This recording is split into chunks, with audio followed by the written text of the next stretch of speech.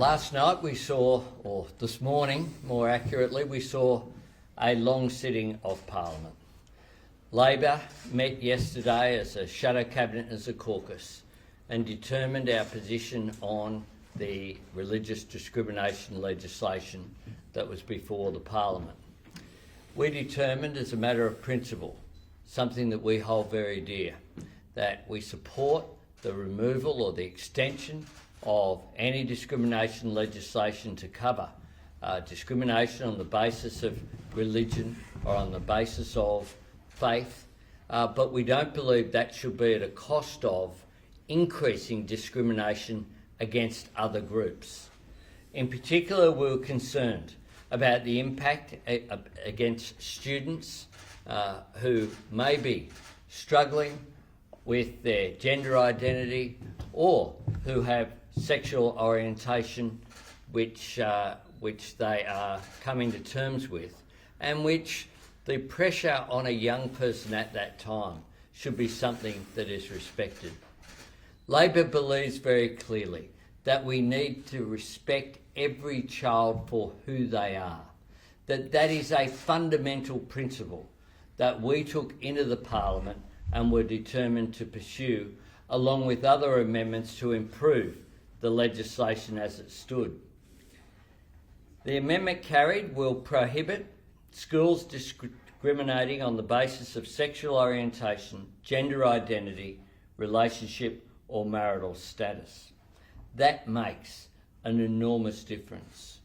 It is unfortunate that there has been division over this process. This should have been something that united the country and took us forward as one with respect for our common humanity. We're a diverse nation made up of young and old, people of different ethnicity, different religions, different sexual orientations. We need to respect every Australian for who they are. And Labor will continue to argue for additional amendments in the Senate if the legislation gets there. But I say this about this Prime Minister.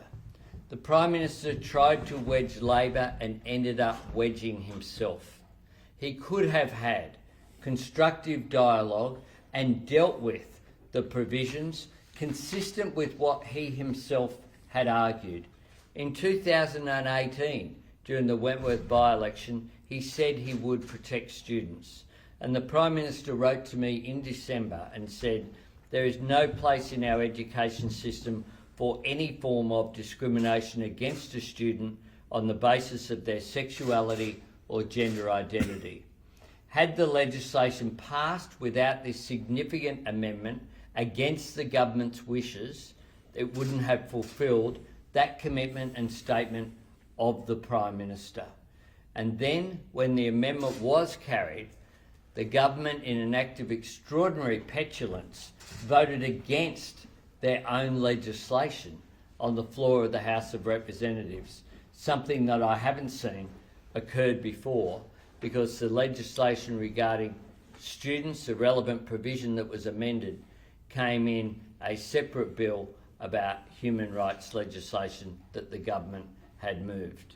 I'm very proud of the collective action that Labor took. I'm proud of the fact we were prepared to work with the crossbenchers and with others in the Parliament, including some in the Liberal Party who voted with us in the early hours of this morning.